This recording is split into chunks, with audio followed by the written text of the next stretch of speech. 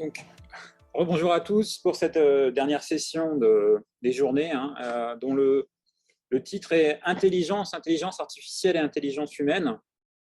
Et donc, pour un peu replacer en fait, la discussion et le pourquoi de cette session, donc l'idée, c'était de profiter là, justement de la présence d'un neuroscientifique et d'un psychologue pour peut-être venir contraster et puis apporter des éclairages, des explications différentes qu'on n'a pas dans notre discipline à partir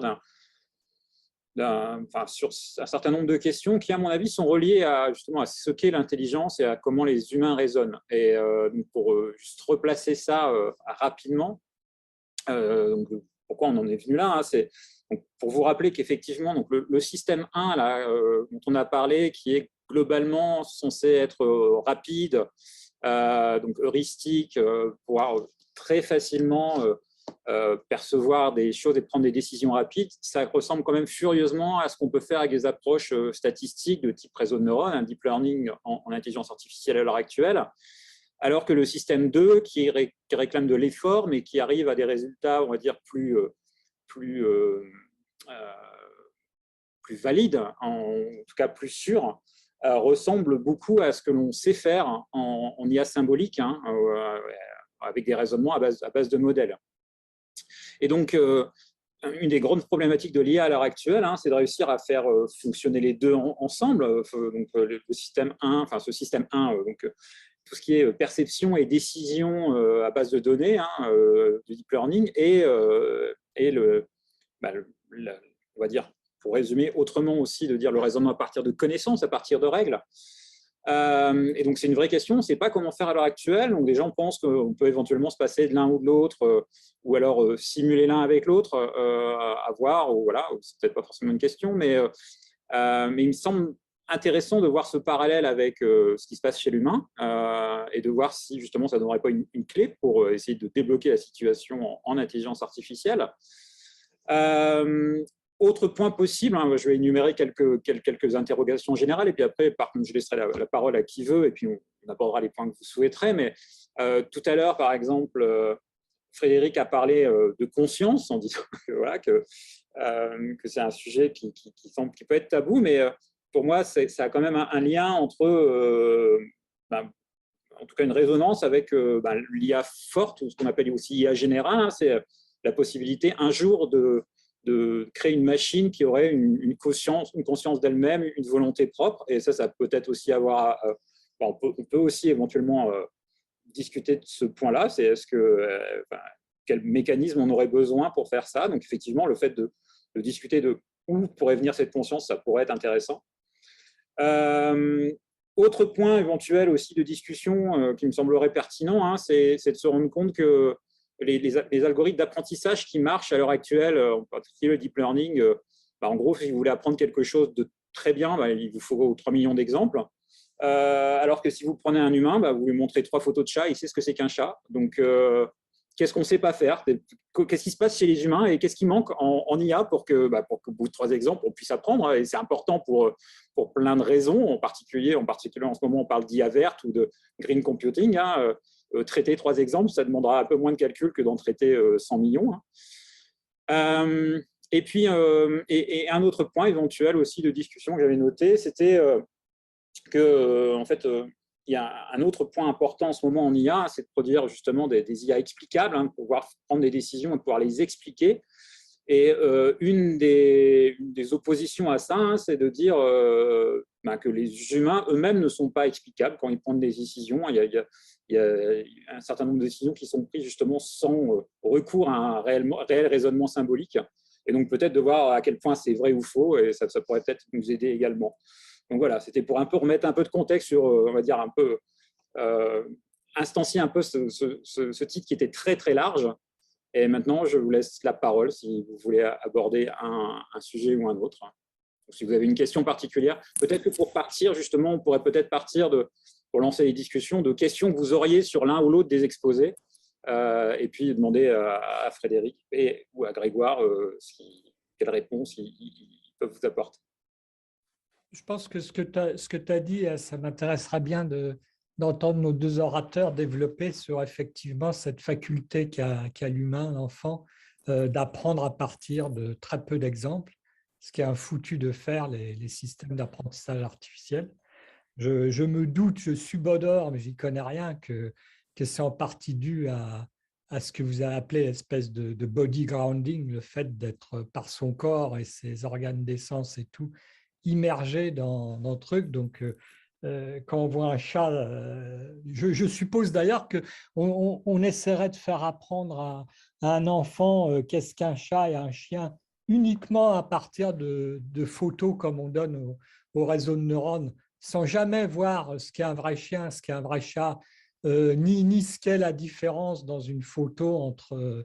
voilà, c'est même pas des photos. Je me suis toujours demandé d'ailleurs pourquoi l'apprentissage part de choses aussi compliquées plutôt qu'une séquence vidéo où le système d'apprentissage apprendrait en quelque sorte d'abord l'objet ou l'être vivant chat avant de le distinguer d'un chien et tout. Ça m'apparaît déjà très compliqué de partir d'une photo parce que ce n'est pas du tout ce que le bébé, j'imagine. Voilà. Donc, je voulais un peu votre sentiment là-dessus. Voilà.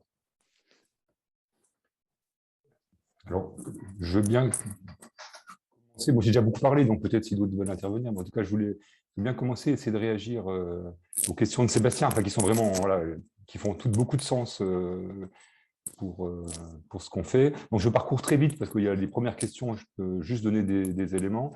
Donc, quand Sébastien dit, est-ce qu'en première approximation, on peut dire le système 1, c'est plutôt ce qu'on fait avec du deep learning, des réseaux de neurones, etc. Donc, en première approximation, oui. D'ailleurs, c'est ce que j'ai expliqué dans mon système en montrant un exemple de rat. Et fondamentalement, le rat, il est système 1 à peu près tout le temps dans son comportement, quoi. On peut très bien l'approximer aujourd'hui, en tout cas des tâches de recherche assez simples, avec du renforcement simple classique.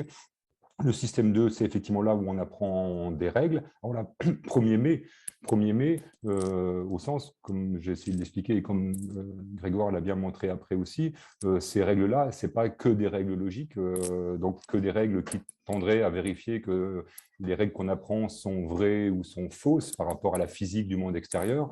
C'est aussi des règles qu'on met au point pour essayer de mettre à jour nos beliefs, nos croyances. Et donc, du coup, c'est effectivement des règles, mais pas que des règles logiques. J'ai parlé tout à l'heure de possibilités, de règles modales, de plein d'autres, mais qui est aussi modélisé en IA symbolique, hein, je sais très bien. Mais en tout cas, voilà, c'est juste pour ouvrir un petit peu le débat au-delà de la logique classique, disons.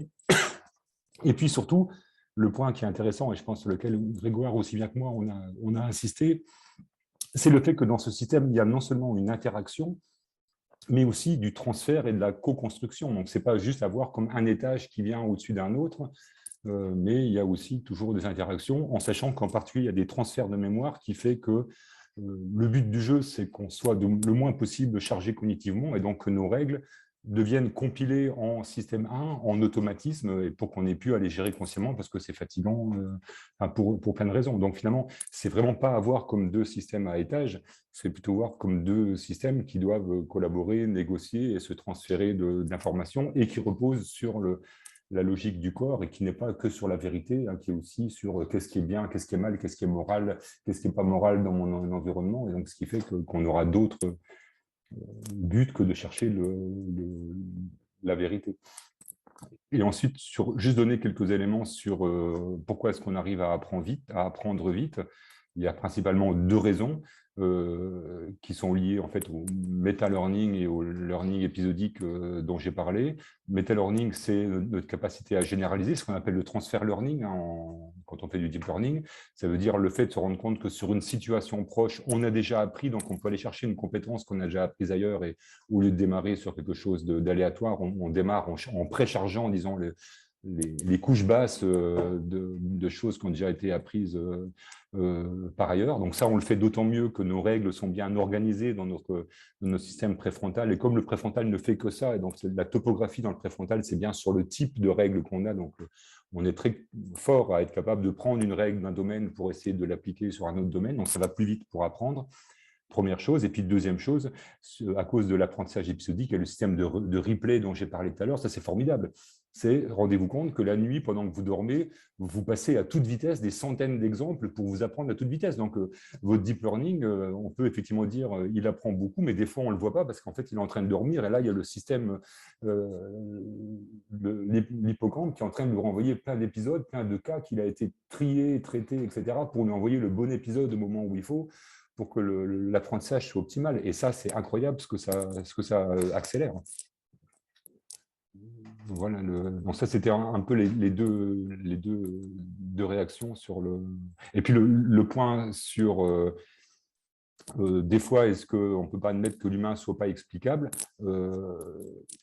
Ça, j'ai déjà dit tout à l'heure, c'est pas parce qu'on ne peut pas le décortiquer avec des règles logiques qui n'est pas explicable par d'autres mécanismes. Mais vous avez entendu tout à l'heure Grégoire qui passait son temps à expliquer pourquoi est-ce que des comportements d'enfants qu'on pourrait imaginer pas logiques, pas explicables et des fois qu'on dirait irrationnels, etc. Si on creuse un petit peu, on finit quand même par trouver des bribes d'explication, et que souvent ces bribes d'explication, en fait, c'est pour dire que peut-être que c'est plus intéressant pour un être vivant qui vit en société de suivre ce raisonnement-là, que de suivre ces règles-là, que de suivre des règles purement logiques et égoïstes et à court terme. Donc ça aussi, Grégoire a montré plein d'exemples qui allaient dans ce sens-là. Donc c'est pas…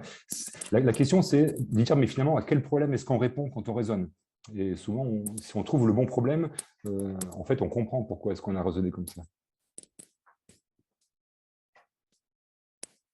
Grégoire, je ne sais pas si tu veux rajouter. Je n'ai pas quand même, sur l'aspect, par exemple, du replay, je vois bien, ou même pendant la nuit, de faire jouer l'équivalent d'algo neuronal pendant la nuit. Mais ça ne m'explique pas ce que je disais vis-à-vis de comment est-ce que vous avez des pistes pour comprendre comment le cerveau peut effectivement apprendre à partir de très peu d'exemples. Moi, mon impression, c'était justement qu'un bébé, enfin un petit enfant, il va lui suffire de voir 2-3 fois un chat ou un chien pour faire le distinguo et tout, parce que dans l'environnement, c'est énormément plus riche que de présenter une photo de chien, une photo de chat. Il aura le mouvement, le saut, l'aboiement, le miaulement. Est-ce que ça a à voir avec ça ou pas, ou je me trompe complètement? Alors, il y a une partie de l'explication, c'est aussi du transfert. Enfin, si on peut faire une analogie avec un autre système une autre règle qu'on a déjà apprise, finalement, de prendre ça comme base et puis de faire juste qu'apprendre les derniers éléments. Si on part du principe que c'est déjà des animaux et que tu as déjà appris à distinguer le chien du chat et que maintenant je te montre un tigre et un lion, finalement, tu sauras que les bons critères à regarder, c'est les oreilles, c'est les moustaches, etc. Donc, tu ne vas pas perdre ton temps à essayer de travailler sur tous les indices. Tu sais déjà qu'il faut extraire dans les couches basses les oreilles et les moustaches, et donc tu iras souvent plus vite pour converger. Et puis aussi, n'oublie pas qu'avec l'hippocampe, tu es aussi capable d'apprendre des cas particuliers. Donc là, c'est le case-based reasoning. C'est que des fois, on est aussi capable de répondre très vite parce qu'on va uniquement, c'est l'exemplar learning, l'exemplar-based learning. Tu es aussi capable d'apprendre sur des cas particuliers. Tu trouves le cas le plus proche que tu as résolu avant, et ça peut être une bonne approximation pour commencer à répondre aussi, en attendant que les autres systèmes s'affinent derrière. Et Grégoire, du coup, tu voulais rajouter quelque chose? Oui, non, mais je pense que ce que disait Philippe, il y a quelque chose de cet ordre-là. Il faut déjà comprendre que c'est un apprentissage supervisé. Ce n'est pas du tout de l'apprentissage non supervisé. Il est en interaction de tutelle avec l'adulte qui lui dit « Ah, regarde, ça, c'est un chat ». Et ce n'est pas du tout je présente 3 fois le mot chat et où je vois 3 fois l'exemplaire chat. Pas du tout. D'ailleurs, il ne sait pas créer des catégories comme ça. Les métacatégories, il les crée beaucoup plus tard. D'ailleurs, il fait des collections qui se ressemblent plus sur la forme et tout ça. Mais par contre, sur le langage, il a 2 choses. D'une part, il ne vient pas avec rien. C'est-à-dire que ce n'est pas une tablette totalement lisse sur laquelle on vient inscrire les premiers mots du langage. Il vient avec cette grammaire universelle dont parlait Chomsky. Et tout est précablé pour le langage, deuxième chose. Et troisième chose, il apprend dans une interaction de tutelle. C'est-à-dire qu'il y a quelqu'un qui dit « Tu vois, ça, c'est un chat ». Et je te le dis 3 fois, et ça, c'est beaucoup plus puissant comme apprentissage qu'un apprentissage non supervisé où je présente des exemplaires et où je demande effectivement d'aller faire ce transfert qu'on a du mal à faire de l'exemplaire à la catégorie plus générale. Mais c'est vrai que c'est aussi comme ça qu'il apprend très, très rapidement des catégories, des mots, enfin des labels associés à des objets. Et surtout, il est corrigé en temps réel, en permanence. C'est-à-dire que s'il donne la mauvaise, on lui dit « Ah non, c'est pas ça. » Non, tu vois, le chat, c'est ça. Et donc, en fait, il apprend très vite comme ça. D'accord. J'ai aussi une question sur le concept de nombre, comme tu avais évoqué, qui est très lié jusqu'à un certain âge à celui de longueur. Est-ce que c'est quelque chose… Et comme on a vu, tu l'as bien illustré, le biais qu'apporte la façon d'enseigner, je me demandais, est-ce qu'on a des pistes pour savoir si c'est vraiment inné, en quelque sorte, dans le cerveau, c'est ce rapprochement entre nombre et longueur, ou est-ce que ça sera dû quasiment qu'à la façon dont on a de l'enseigner, et que si au lieu de, je ne sais pas, que toutes les représentations soient avec des choses comme ça, horizontales et bien réglées, ça soit des sacs, au contraire, on aurait le biais que c'est vis-à-vis d'une grosseur volumique, et plus c'est gros, plus le nombre est grand. Voilà. Est-ce qu'on a des pistes, savoir si c'est vraiment lié à la longueur ou si…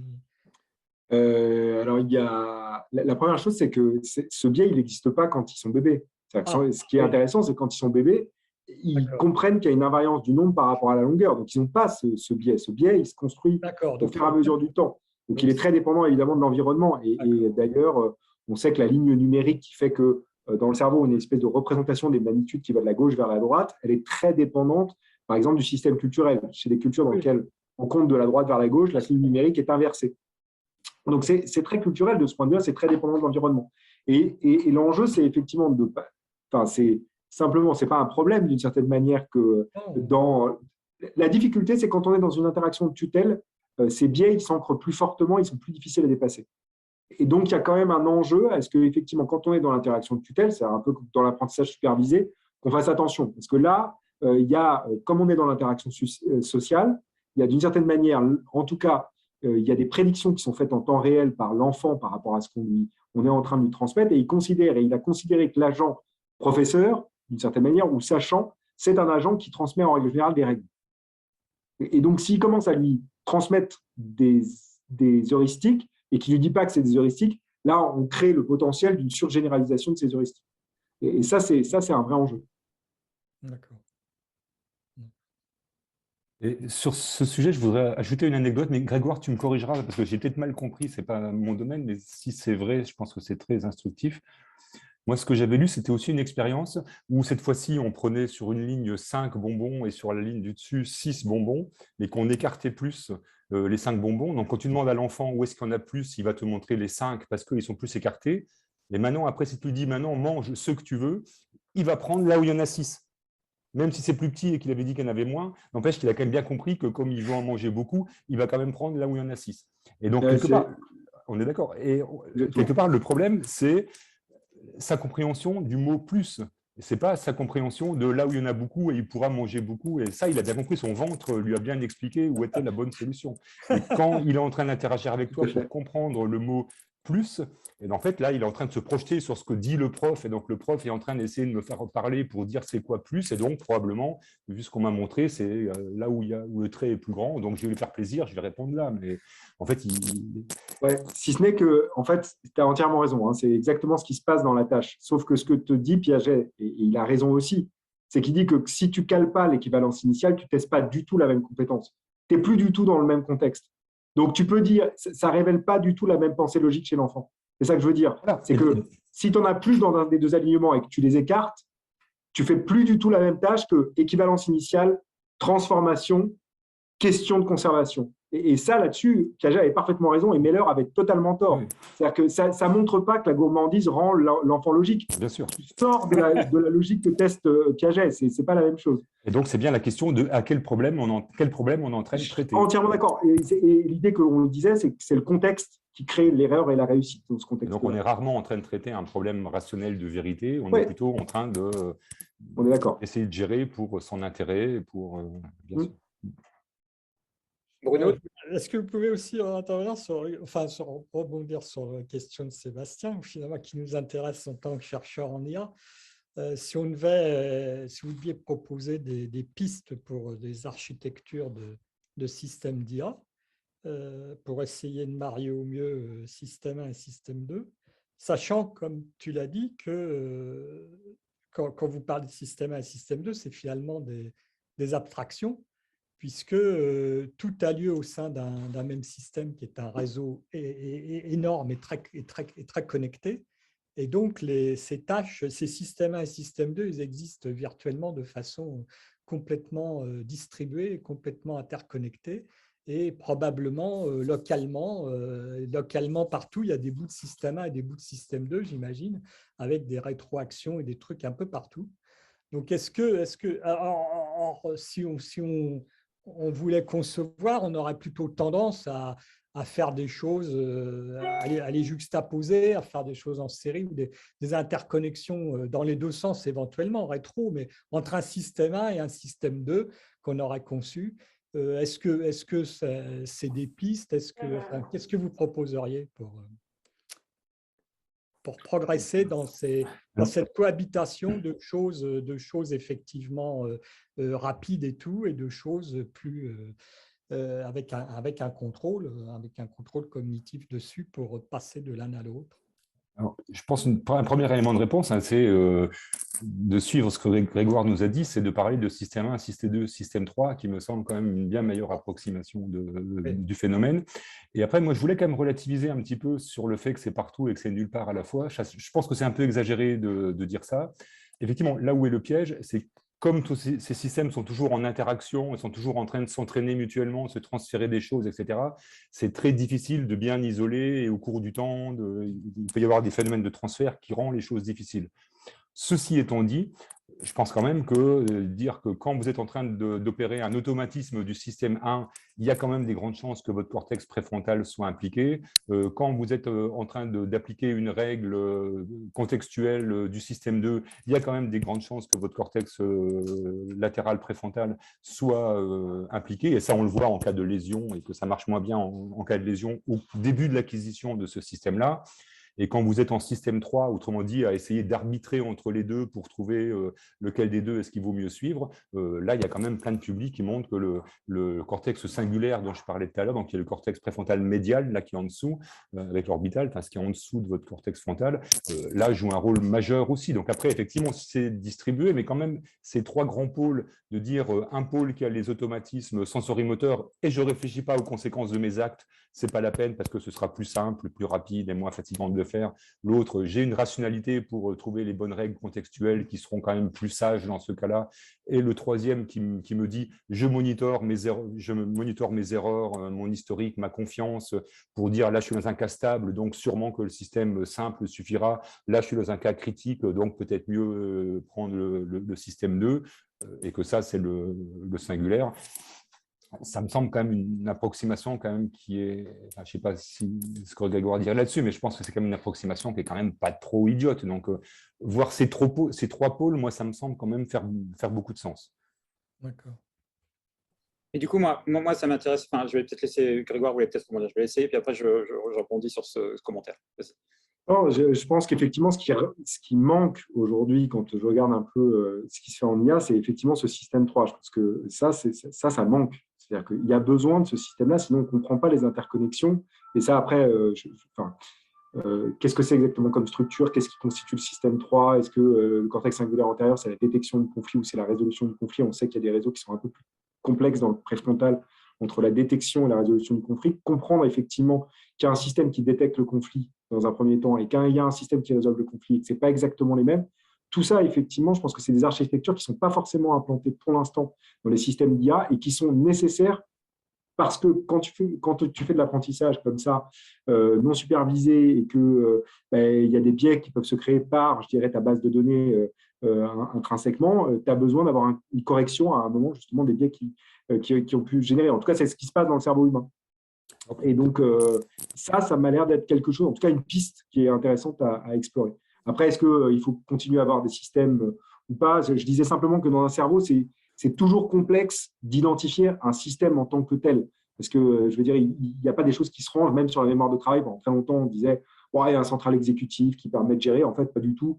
C'est de la régulation de l'activité dans les zones qui sont impliquées dans la perception des objets qui servent à la mémoire de travail. Donc, c'est juste que voilà, c'est juste compliqué dans un réseau aussi complexe d'identifier les systèmes. Maintenant, je pense que conceptuellement, ça a du sens. en tout cas pour définir les propriétés de ces systèmes-là.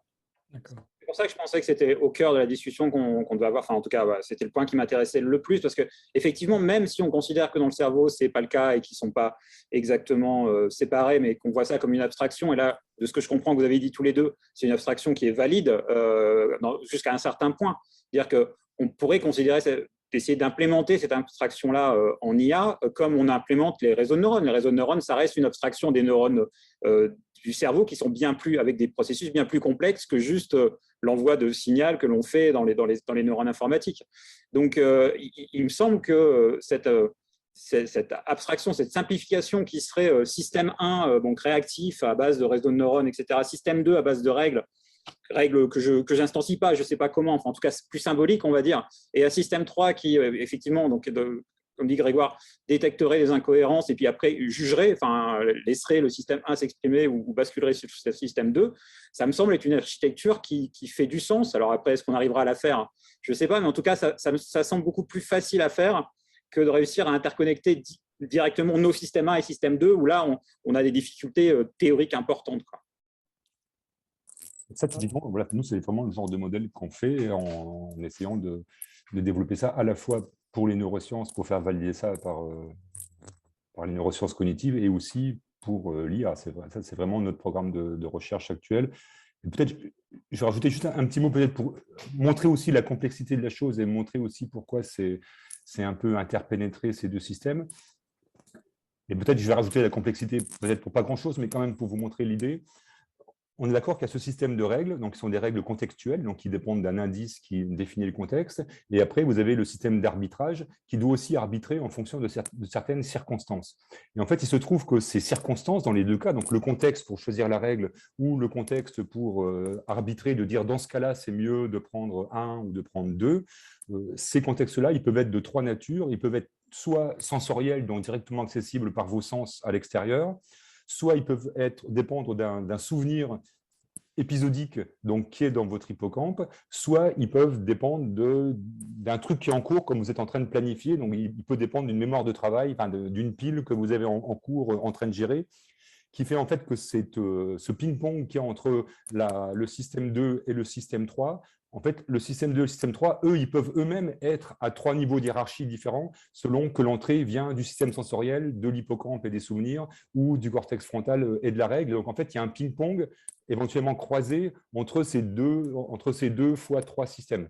Et donc, c'est pour ça qu'il y a plein de trucs croisés qu'on a du mal à démonter, mais c'est juste parce que cette interaction, elle est vraiment très riche et super complexe, parce que voilà, si on réfléchit au niveau des règles complexes qu'on fait pour le langage, enfin, en tant qu'être humain, c'est des règles super compliquées. Donc, c'est aussi pour ça que c'est mieux de travailler chez le rat ou chez le singe ou sur des tâches très stéréotypées, parce que là, on n'est qu'au premier niveau de cette interaction, et donc là, on peut déjà montrer des choses. Mais en tout cas, on sait au niveau anatomique que, et c'est vraiment rangé par franges dans notre cortex frontal, on a ces 3 territoires qui vont gérer selon, et ça correspond aux projections qui viennent du système sensoriel, de l'hippocampe ou d'autres régions du frontal. Et donc, on a vraiment ces 3 niveaux d'abstraction sur lesquels on peut définir ce travail. Donc, c'est compliqué.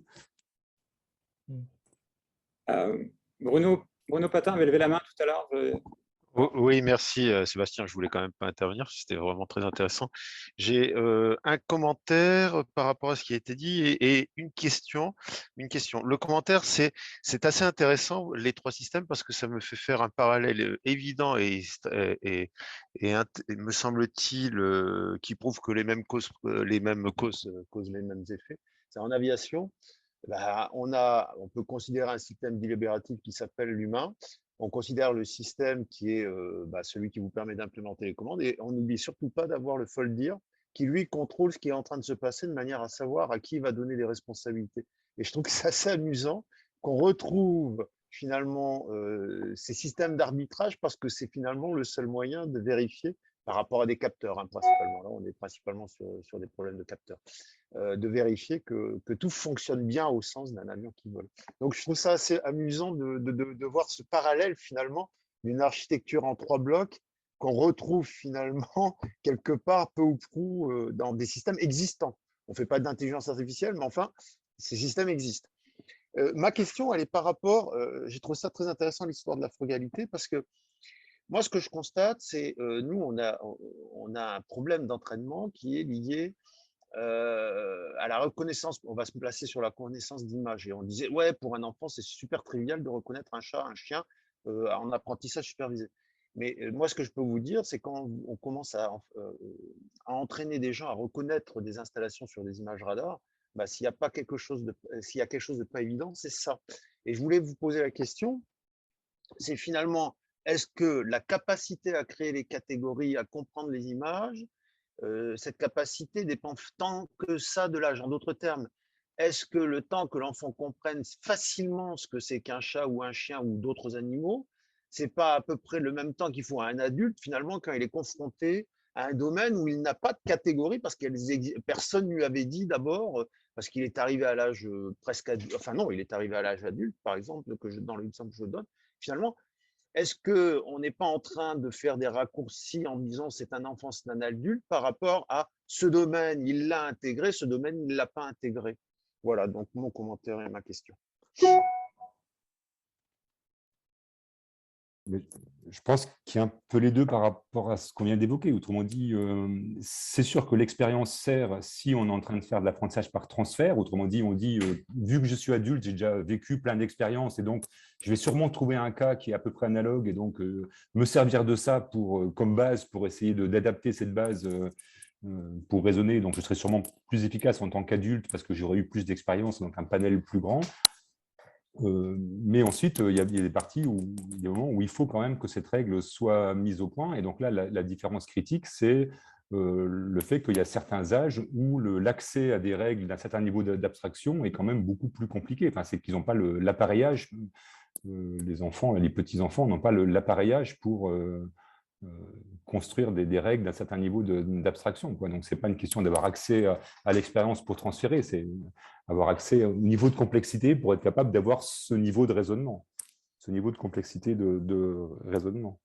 Donc, si j'entends bien, sur la partie élémentaire, les règles de transformation, enfin, comment dire, la capacité à traiter de l'abstraction étant plus rapide quand on est adulte, de toute manière, l'apprentissage sur des choses nouvelles, même si on ne peut pas transférer de l'apprentissage ancien, même si on doit constituer des nouvelles catégories, restera forcément plus rapide parce que l'enfant ne dispose pas de l'ensemble des circuits. Non, je ne suis pas d'accord. Mais j'en sais rien, je me pose la question. Non, on ne peut pas dire ça, on n'a pas de données là-dessus.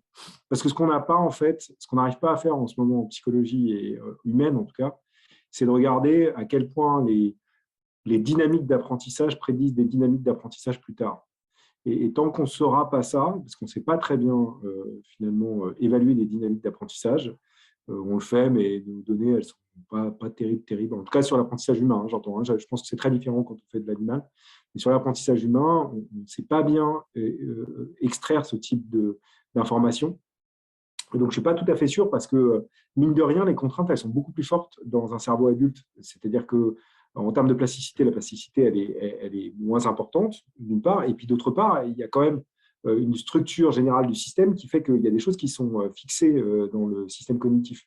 Et que, finalement, cette plasticité aussi et cet apprentissage aussi rapide chez l'enfant, il vient aussi du fait qu'il est d'une certaine manière beaucoup plus flexible que nos cerveaux adultes. C'est-à-dire que nous, on a construit, et c'est ce que disait très bien Frédéric, des systèmes de croyances, des systèmes de connaissances qui, quand même, font que par moment, il faut les déconstruire. C'est quand vous disiez, quand on apprend des images satellites et tout ça, c'est aussi parce que c'est quand même des choses très nouvelles par rapport à ce à quoi on a habitué le système. Et ce système, par contre, ça c'est très clair, ce qui fait la force du système d'apprentissage de l'enfant, c'est qu'il ne s'est pas encore spécialisé. C'est-à-dire que c'est un système ouvert, d'une certaine manière. Et le principe même de l'apprentissage dans le cerveau humain et de l'intelligence humaine, c'est se spécialiser parce qu'il doit s'adapter au contexte et au milieu. Donc, il se spécialise et une fois qu'il s'est spécialisé, il est moins flexible. Et je ne suis pas du tout… Il faut éviter cette approche téléologique en disant « Ah et c'est vrai, la puissance d'abstraction du cerveau adulte est plus forte que chez le cerveau de l'enfant. Néanmoins, elle est plus contrainte par les apprentissages ultérieurs. Et je crois que là, il y a cette balance qui n'est pas forcément évidente à déterminer le coût, en fait, bénéfice voilà, sur le coût-bénéfice, je ne suis pas sûr quel est le ratio coût-bénéfice, en fait. C'est vrai qu'on très intéressant.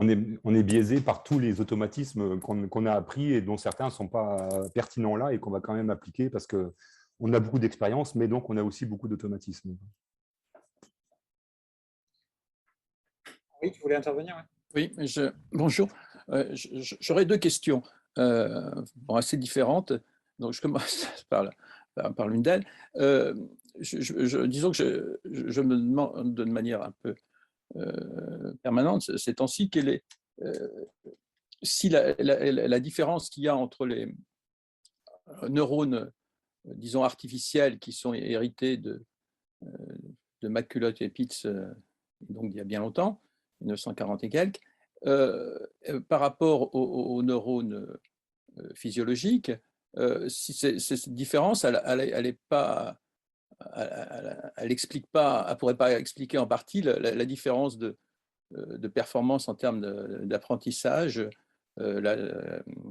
Sébastien rappelait l'histoire du chat, la différence entre quelques chats et des centaines de milliers ou des millions d'exemples pour le deep learning. Est-ce que l'intelligence artificielle ne devrait pas considérer d'autres modèles de neurones formels qui soient un peu plus physiologiquement plausibles? Ça, c'est ma première question. Je poserai la seconde après les réponses à la première. Si. Alors, un point, c'est qu'aujourd'hui, ce qu'on utilise, c'est quand même des modèles qui ont un peu évolué par rapport au modèle de McCulloch et Pitts, mais quand même oui, non, j'étais caricatural volontairement. Pas tant que ça quand même. Mais oui, c'est sûr, il y a d'autres ingrédients dont Grégoire et moi, on a parlé qui jouent un rôle et qui ne sont pas présents dans ces modèles simples. Voilà, c'est toutes les neurohormones, tout l'effet d'autres substances. Donc, ce n'est pas tant la manière dont les neurones calculent, parce que finalement, voilà, rester sur des automates à seuil, ce n'est pas forcément ça le problème principal, mais le fait de se rendre compte voilà, qu'on a d'autres mécanismes du genre les neurohormones. Donc, typiquement, selon qu'on est capable d'évaluer le niveau de confiance qu'on a ou le niveau de volatilité de l'environnement, etc., on va avoir de la noradrénaline ou de la dopamine ou de l'acétylcholine qui va se diffuser dans le cerveau et qui va faire qu'on va passer dans d'autres modes de fonctionnement. Donc, la balance de compétition entre le système 1 et le système 2 va être biaisée. Quelque part, si votre noradrénaline vous dit que vous êtes dans un monde stable, tranquille, ça veut dire que c'est bon, vous pouvez appliquer votre système 1, il n'y a pas de problème. Mais par contre, si vous êtes dans un monde un peu chaotique où tout peut arriver, il vaut mieux fermer votre horizon temporel et puis réagir à court terme, etc. Donc ça, ce n'est pas vos neurones qui calculent, qui vous le disent, c'est vos neurohormones qui vous diffusent ces substances qui font changer le mode de fonctionnement, le mode de calcul, le niveau de seuil des neurones, typiquement. Donc ça, on commence un peu à essayer de le prendre en compte dans certains modèles. Donc ça va accélérer la vitesse d'apprentissage. Par exemple, si vous avez de l'acétylcholine qui vous dit que vous venez de faire des erreurs ou que la situation est nouvelle, l'acétylcholine va dire à l'hippocampe, apprends, c'est important parce que là, tu es dans un cas où tu ne connais pas, donc il vaut mieux apprendre. Si par contre, vous êtes comme tous les jours en train de prendre votre voiture pour aller au boulot, donc là, votre acétylcholine ne vous dira pas grand-chose. Donc là, vous n'allez pas apprendre. Voilà, donc typiquement, il y a d'autres substances et d'autres mécanismes qui font que dès qu'on voit l'effet de réseau et l'effet d'interaction de réseau, ça ne suffit pas uniquement de faire du calcul local. Oui, mais parce que j'avais en tête de manière peut-être plus technique et plus loin de la neurophysiologie, c'était le fait que, disons, j'avais cru entendre que le cerveau humain utilisait beaucoup de règles à seuil, mais qui sont des règles de sélection ou au contraire des règles de rejet. Et il ne me semble pas que les neurones artificiels, ils correspondent bien à cette chose. Ils ne sont pas interfaçables directement avec ce genre de règles. Enfin, en première approximation, une fonction sigmoïdale, c'est quand même pour vous dire, quand je suis sous la pente de la sigmoïde, je rejette, et quand je suis au-dessus, je prends, et quand je suis dans la pente, je suis en train d'hésiter, quoi. Et que justement, plus je suis incertain, plus je baisse ma pente. Et donc ça, c'est l'effet typiquement de la noradrénaline, de modifier cette pente pour augmenter la frange où vous êtes en train d'hésiter, ou au contraire, s'il faut répondre rapidement parce que vous êtes en situation critique, vous vous mettez en mode binaire à seuil, quoi. Oui, mais comment dire, les seuils d'acceptation pour la sélection ou les seuils pour les rejets sont peut-être pas sur les mêmes features. Oui, et donc c'est bien pour ça qu'il y a d'autres systèmes qui évaluent ce mode de fonctionnement pour aller modifier tous ce qu'on appelle les hyperparamètres quand on fait des réseaux de neurones, et qu'en général, on va régler à la main. Ben là, c'est d'autres parties de votre cerveau qui sont en train de mesurer le niveau de confiance, tout le système 3 là, qui est en train de mesurer le niveau de confiance ou ce genre de paramètres qui vont aller modifier directement ces hyperparamètres. Puis après, il y a aussi une autre dimension, et ça, j'ai cru à un moment que Grégoire allait en parler, finalement, il n'est pas rentré dans ce détail-là. Il y a aussi des choses qu'on voit beaucoup quand on fait de l'expérimentation chez l'humain, et donc on ne peut pas mettre, nous au moins, on peut mettre des électrodes dans le cerveau des rats, mais lui, il ne peut pas mettre des électrodes, donc il les met en surface simplement. Mais par contre, du coup, ce qu'on voit, c'est des potentiels évoqués, et puis on voit des ondes qui se trimballent, et du coup, ce qu'on voit beaucoup, c'est des degrés d'oscillation, donc on va parler de rythme θ, de rythme gamma, pour parler de comment est-ce que l'hippocampe parle au frontal, etc. Et donc là, il y a aussi des modes de communication qu'on ne voit pas forcément quand on est le nez sur le calcul local, mais qu'on voit beaucoup plus quand on a un effet de groupe, se rendre compte que finalement, les modes de communication et d'échange entre typiquement l'hippocampe et le frontal, par exemple, ça va être avec des ondes gamma, des rythmes θ, qui là aussi portent beaucoup d'informations et auxquelles on n'a pas immédiatement accès quand on fait uniquement des neurones de type maculo-épite ou de type deep learning simple. Donc là, il y a aussi des extensions qui commencent à être regardées avec des oscillateurs pour justement éventuellement prendre en compte en plus aussi ce mode de communication. Là aussi, c'est des métaparamètres, c'est de dire, dès qu'on est au niveau du réseau, il faut quand même avoir des modes de communication, et donc pouvoir changer. Est-ce que c'est l'hippocampe qui parle au frontal ou est-ce que c'est le frontal qui parle à l'hippocampe? Est-ce que je suis en mode de confiance ou est-ce que je suis en mode d'urgence? Et donc ça, vous avez tous ces hyperparamètres qui peuvent être changés par le système 3, justement. D'accord, merci. Donc, si je peux, je vais proposer ma seconde et dernière question. Quelle est il y a dans la langue et dans beaucoup de langues, il y a deux mots qui ne disent pas exactement la même chose, qui sont raisonner et penser. D'ailleurs, pour la petite histoire de l'IA, dans les années 50, avant même la conférence célèbre de 1956, qui avait fondé l'expression artificielle intelligence, les auteurs parlaient de thinking machine, donc de machine pensante. Bon, intuitivement, je pense, le mot penser suggère quelque chose de plus exigeant que le mot raisonner, qui est plus, comment dirais-je, dans mon entendement, qui est plus fixé sur une tâche relativement bien délimitée, enfin, elle peut être relativement complexe, mais enfin, elle est dans un champ délimité, et donc où le raisonnement s'exerce, tandis que la pensée est capable de passer justement, je sais pas, d'un problème à un autre, même s'il est très différent, et de revenir, enfin, etc. Alors, je ne sais pas, donc ma question, c'est est-ce que cette différence-là que j'évoque intuitivement et auquel correspondraient deux mots dans la langue, et probablement dans beaucoup de langues, est-ce que ça fait sens pour vous? Moi, je vais bien proposer une définition immédiate. Oui. Pour moi, raisonner, c'est le contrôle de l'action, Voilà, quand je suis en train de planifier, etc. Et penser, c'est le contrôle de l'imagination. Et j'ai expliqué tout à l'heure comment est-ce que l'hippocampe pouvait être capable de faire de la prospective en créant des nouvelles combinaisons et donc d'aller imaginer des scénarios prospectifs potentiels, d'aller divaguer, etc. Et en fait, ce qui est intéressant, c'est que c'est les mêmes parties donc, du système 2 qui fait des règles pour contrôler l'action, donc pour raisonner, pour planifier son action, etc. Ce même système 2, il peut être aussi appliqué pour contrôler l'hippocampe et donc pour contrôler la manière dont l'hippocampe va créer des nouveaux souvenirs, donc ce ne sera plus des souvenirs, va faire des replays imaginatifs en mettant bout à bout de différents morceaux, donc va imaginer, ce que j'appelais imaginer tout à l'heure. Et donc les mêmes mécanismes de contrôle du frontal sur notre sensorimoteur sont aussi appliqués, et c'est vraiment les mêmes régions, sont aussi appliquées, contrôlent aussi la manière que l'hippocampe a de stocker et de rappeler ces informations. Et donc quand on contrôle notre imagination, on pense. Moi, c'est ma définition.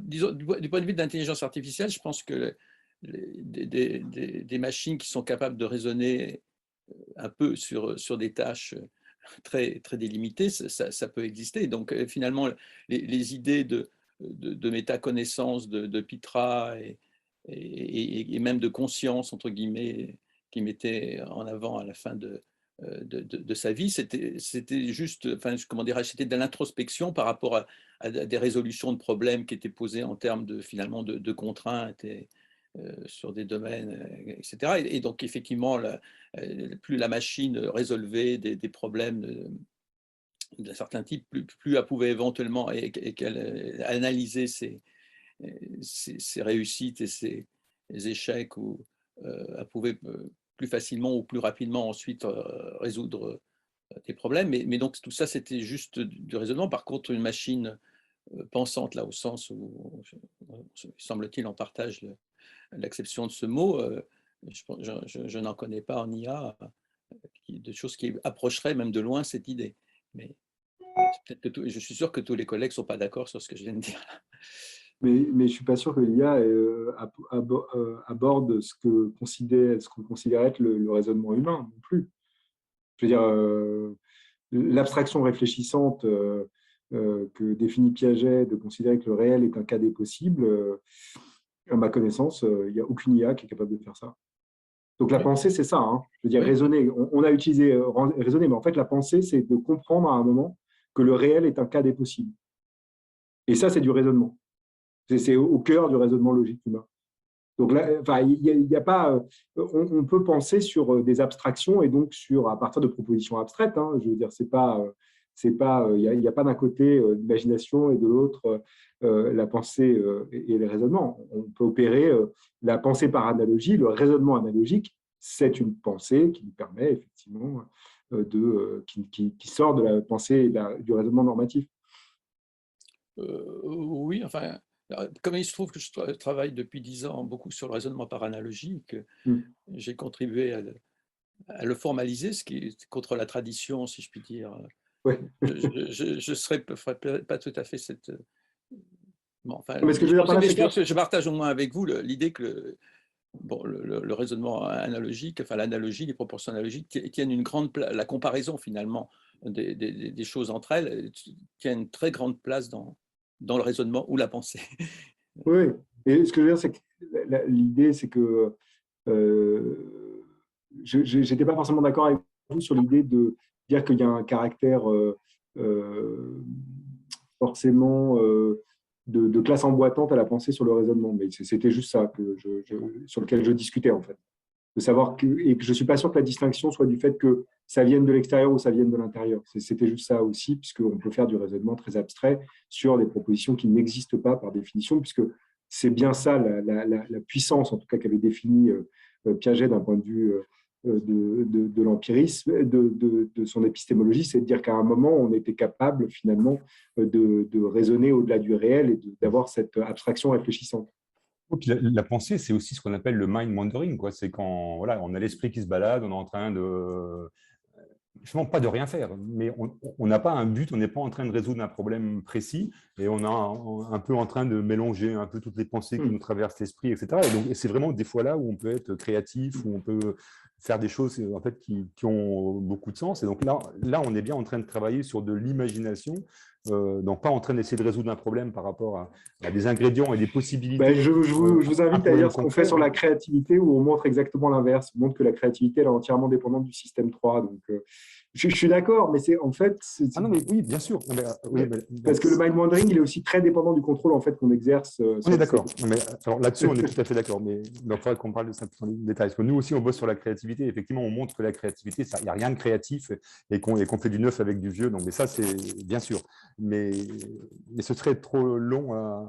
Mais ce qui n'empêche qu'à un moment, on le fait soit en se basant sur des faits tangibles présents à l'extérieur et sur lesquels on peut, sur les stimulus, on est stimulus driven, soit on le fait alimenté par notre hippocampe qui est en train, en prenant du vieux pour créer du neuf, je suis d'accord, il n'empêche qui est en train de vous proposer des combinaisons que vous n'avez jamais expérimentées et qui vous donnent des nouvelles solutions. Donc c'est là où l'analogie, typiquement, effectivement, peut avoir plein d'effets, c'est que trouver des combinaisons originales, ben, c'est en particulier aller chercher dans d'autres dimensions où on avait les mêmes symétries ou les mêmes régularités, ben, de dire, bah, tiens, je pourrais appliquer ça dans cette dimension-là, et c'est ça qui va me faire trouver l'Eureka, justement parce que j'aurai bien cette règle du système 2 qui s'applique dans les mêmes deux cas, alors que ce n'est pas du tout les mêmes dimensions qui sont appliquées, donc je vais faire cette analogie, donc c'est bien mon hippocampe qui va me construire cette nouvelle combinaison et qui va me le renvoyer sur le cortex, et je vais dire, bon sang, mais c'est bien sûr…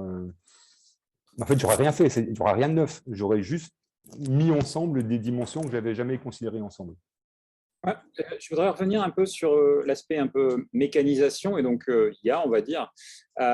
C'est par rapport à ce que Frédéric nous a présenté dans ton exposé. En fait, tu nous as raconté, en gros, enfin, voilà, que tout était interconnecté globalement, mais quand tu nous as fait un petit peu le plan des différentes zones avec ce qu'elles devaient faire, en gros, on a eu un schéma avec des modules avec entrée, traitement, sortie, et les traitements sont relativement, comment dire, avec un contour relativement propre, donc on pourrait tous les mécaniser. C'est même quand tu parles de la capacité d'innovation de l'hippocampe, de l'imagination, dire que ça, on peut très bien faire ça avec des réseaux de neurones, avec des GAN, des réseaux génératifs qui génèrent des exemples proches de ce que l'on a pu rencontrer pour pouvoir justement apprendre mieux. Et il y a plein de logiciels qui marchent très bien comme ça. C'est comme ça qu'on bat les humains au Go, par exemple. Donc, est-ce qu'on ne pourrait pas, donc, le schéma très complexe que tu nous as fait, pourquoi on ne pourrait pas juste le mécaniser avec, donc, en implémentant chacune des étapes, et on arrivera à quoi? C'est-à-dire, qu'est-ce qu'on arrivera à prendre comme décision? Est-ce que ça ne marcherait pas du tout? Est-ce qu'il manque des étapes essentielles? Est-ce que c'est mécanisable un jour? D'une part, c'est ce qu'on fait. Donc, la réponse, j'espère vous la donner un jour. Enfin, on fait quand même déjà des morceaux. Mais en tout cas, ce qu'on se rend compte, c'est… Bah, vous voyez bien, là, en 1 heure d'exposé, forcément, j'ai fait plein de simplifications pour vous montrer vraiment le principe. Et après, dès qu'on rentre dans la dure réalité avec les collègues biologistes, eh ben, on se rend compte que toutes ces boucles du préfrontal et des ganglions de la base dont je parlais, elles sont entraînées en parallèle. Il y a des transferts entre elles, etc. Donc, il y a l'explication simple qui force l'intuition dont je vous ai parlé pour vous montrer les grandes tendances. Mais après, quand on veut mettre des systèmes qui fonctionnent, qui s'alimentent mutuellement et qui s'entraînent mutuellement, quand on veut coller plus à la complexité de la réalité, ben, alors je ne dis pas que c'est infaisable, etc., mais c'est là où on se rend compte qu'il y a plein de mécanismes d'interdépendance et de transfert qu'il faut prendre en compte en plus. Et donc ça, c'est un programme de recherche… Mais en tout cas, moi, je continue à être persuadé que c'est un programme de recherche pertinent et qu'il faut aller explorer ça. Donc là, je suis même en train d'essayer de vous en convaincre, quoi. Mais effectivement, c'est super compliqué parce que plus on rentre dans le détail, plus on voit ces interdépendances. Mais voilà, mon truc, c'est… Mais il n'y a pas de magie derrière ça, c'est quand même de l'intelligence mécanique. Et en tout cas, on veut pousser le plus loin le possible ce raisonnement-là pour voir jusqu'où on pourra aller, qu'est-ce qu'on pourra montrer et éventuellement qu'est-ce qu'on ne pourra pas montrer. Ça, je reste ouvert. Mais en tout cas, l'idée, c'est vraiment allons dans cette logique et essayons de raffiner au fur et à mesure. Et après, si vous regardez tous les systèmes là, dont on a un peu parlé de Google, là, qui marchent bien, vraiment les systèmes sont capables de jouer à Atari, de trouver de faire du transfert, de trouver ou le truc de Montezuma, enfin vraiment des trucs assez compliqués, où il y a du raisonnement assez compliqué derrière. Ben, si vous regardez, derrière, il y a de l'épisodique reinforcement learning et du méta reinforcement learning. C'est vraiment ça qu'ils utilisent, c'est vraiment ce genre de mécanismes qu'ils sont en train de développer, sauf qu'eux, ont beaucoup plus de machines et beaucoup plus d'ingénieurs que nous, donc des fois, ça avance plus vite, mais en tout cas, c'est bien ce genre de voies qui sont aussi en train d'explorer. Et j'avais une autre question, vous en avez parlé tous les deux, Grégoire et Frédéric, à un moment, qui a à voir avec la créativité et en gros avec l'art aussi. L'art généré, c'est des choses qu'on entend beaucoup, l'art généré par l'IA en ce moment, avec des IA qui peignent des tableaux, qui créent des morceaux de musique, qui génèrent des nouvelles. Et en fait, on voit bien que là derrière, il n'y a aucune créativité, c'est-à-dire que globalement, elles ingurgitent plein d'informations et puis elles en donnent une sortie un peu générée aléatoirement, enfin une combinaison nouvelle d'informations qui ont déjà préexisté. Et pour moi, ça, justement, c'était une définition de ne pas être de l'art, de ne pas être créatif. Mais vous avez tous les deux dit l'inverse pour les humains en disant que vous avez tous les deux travaillé, j'ai mal compris, il faudrait que vous répétiez que même chez les humains, la créativité, c'était juste de réutiliser une information qu'on avait ailleurs. pour être créatif, il y a 2 étapes. Il faut générer une idée qui est nouvelle et qui est appropriée. Donc, tu vas commencer par générer plein de possibilités, et après, tu auras tout le système frontal dont on a parlé avec les règles, qui va aller vérifier que c'est approprié à la fois au niveau sémantique et au niveau syntaxique. Donc, au niveau sémantique, que ça répond à ta question, et qu'au niveau syntaxique, que ça obéit bien les lois, donc que c'est bien implémentable. Donc là, tu auras les parties du frontal, parce qu'en plus, on n'a pas dit que sur le frontal latéral, tu as la partie dorsale qui s'occupe de la partie syntaxique et la partie ventrale qui s'occupe de la partie sémantique.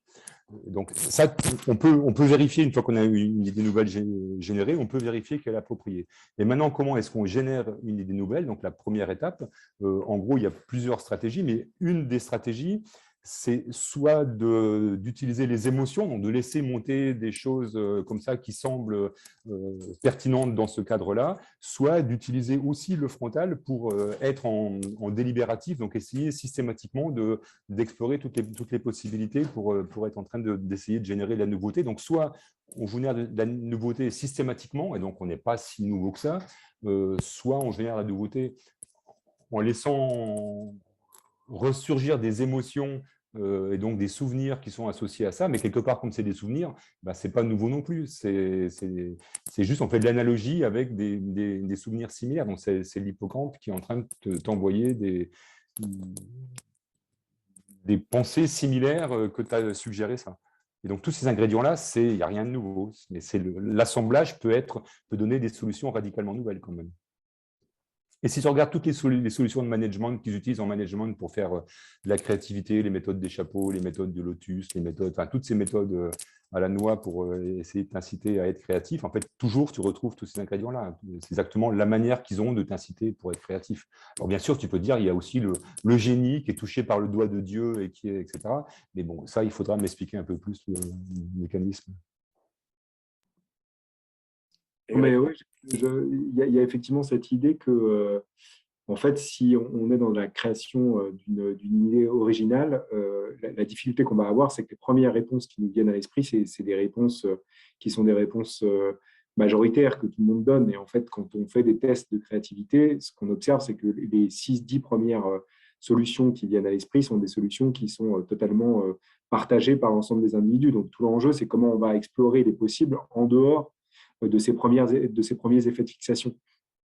Donc, l'enjeu, c'est ce qu'on dit, c'est qu'à un moment, il y a une nécessité d'aller chercher soit des analogies profondes, soit d'aller chercher autre chose dans un autre domaine, et que pour faire ça, il y a besoin d'aller réguler et d'aller résister à ces effets de fixation qui sont produits en fait par une espèce de règle qui est dans ce contexte-là, voilà la réponse que je peux donner. Et qu'on sait que là, typiquement, il y a un ensemble de choses qui fonctionnent très mal. Donner des exemples, c'est la solution pour fixer tout le monde sur des solutions de réponse. On sait que…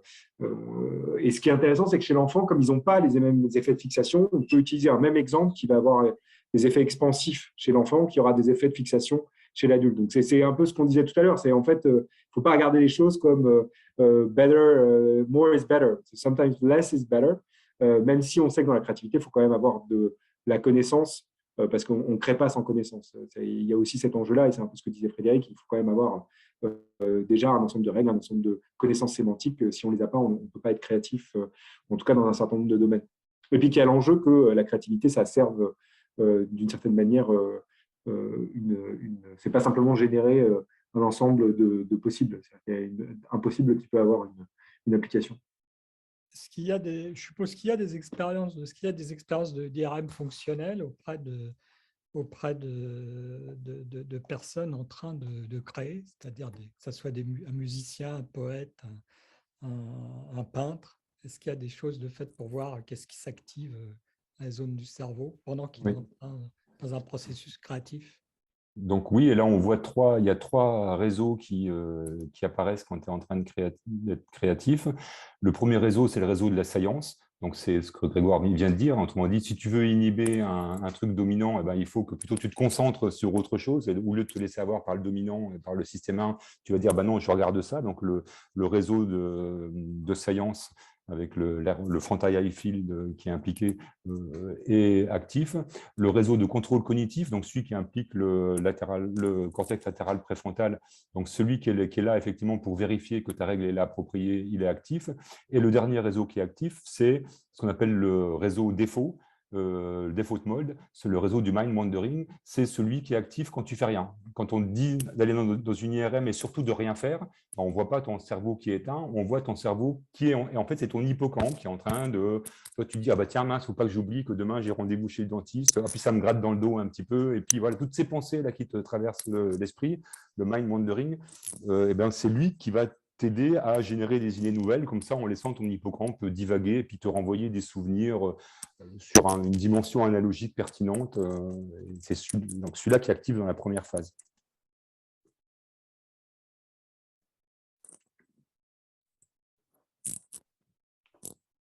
C'est surprenant parce que là, enfin, je pense que comme tout le monde ici, on a tous lu la façon dont Einstein avait pardon, élaboré la vitesse de la lumière comme le maximum de vitesse. En chevauchant une onde, s'il y a quelque chose qui est moins less wandering que ça, pardon, c'est important. Ce que je veux dire, c'est que c'est pas du tout du mind wandering qui lui a permis d'être créatif. Oui, donc c'est surprenant. Non, mais celui-là, c'était bien… Il y a peut-être des différences entre la création artistique et la création scientifique, je ne sais pas. Non, mais c'était bien l'autre mode. Enfin, on parlait des deux modes pour générer la nouveauté. C'est soit l'hippocampe qui divague et qui te raconte des histoires, soit c'est en top-down, ton frontal, qui va systématiquement te dire « Ok, maintenant, je me focalise là-dessus, je ne me laisse pas avoir par mon système 1, je me focalise sur la dimension là. » Et donc, là, Einstein, il devait être en train de dire « Ok, je me mets dans mon système de pensée et j'essaye de m'imaginer comme étant… sur mon rayon de lumière. Donc là, c'était vraiment, il était en mode top-down pour être créatif, quoi. Et effectivement, pour un scientifique, c'est sûrement un peu plus raisonnable d'être dans un mode raisonné pour être créatif. Et par contre, si tu es artiste, c'est sûrement plus raisonnable d'être dans un mode bottom-up où tu laisses tes émotions te guider. Moi. En tout cas, il y a différentes manières de générer. C'est soit émotionnellement drivé, soit goal-drivé, descendant, quoi.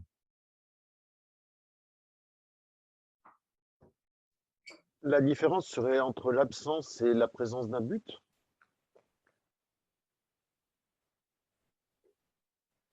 Ce que je veux dire par là, c'est que Einstein voulait trouver quelque chose. L'artiste, il n'a pas d'objectif de trouver quelque chose. Donc, est-ce que c'est là que se fait la différence? Alors, je ne dirais pas ça, mais là, pour le coup, là, c'est vraiment une discussion un peu controversée qu'on avait eue avec des collègues là, quand on parlait de créativité. En tout cas, moi, ma position, c'est que quand on est créatif, on est toujours en train de… Il y a un but quelque part. Peut-être qu'il a été mal posé, comme c'est souvent quand on fait du problem solving, mais si tu es créatif, c'est que tu as un déséquilibre quelque part, c'est que tu as un besoin. Si tu es BA et que tout va bien, tu ne vas pas être créatif, quoi. Tu vas juste profiter de la vie et c'est tout. Donc, si tu es créatif, tu as un déséquilibre, tu as un problème à résoudre. Et donc, tu as un but qui te guide. Je peux juste vous raconter, on avait essayé de tester Philippe Stark sur une tâche de créativité. C'était intéressant parce que quand on lui demandait introspectivement comment il faisait pour être original et pour créer du design d'une certaine manière, il disait un peu ce que disait Frédéric, c'est je fais du mind wandering. Et je lui disais, ouais, mais toi, ça fait 30 ans en fait, que tu passes ton temps à t'entraîner en fait, à éviter d'être fixé. Donc oui, c'est sûr qu'à ce moment-là, tu vas très vite pour aller trouver des idées originales. Il dit, moi, je me lève le matin, pof, j'ai une idée originale. Je dis, oui, bien sûr, mais le commun des mortels, pour générer une idée originale, il passe par une espèce de stade où il a besoin justement de ce contrôle top-down. Mais je pense qu'effectivement, c'est aussi quelque chose qui s'apprend. C'est-à-dire qu'il y a de l'automatisation au-dessus de ces processus top-down qui ensuite donnent l'impression d'un espèce de moment eureka, genre, ah, c'est sorti du néant. Non, c'est pas sorti du néant, c'est qu'un peu, effectivement, mon cortex préfrontal, je l'ai suffisamment entraîné pour que très rapidement, il aille faire le champ des possibilités, d'aller chercher plus loin, en fait, d'aller chercher des solutions finalement plus originales que celles que les premières qui me viennent à l'esprit. Voilà, donc c'était juste de dire cela, c'est que je pense qu'effectivement, quand on arrive à un certain degré d'expertise et quand on prend simplement l'output de l'introspection de quelqu'un qui a développé déjà cette expertise-là, parfois, on peut être trompé aussi par, je dirais, l'introspection des gens qui ont développé ce type d'expertise.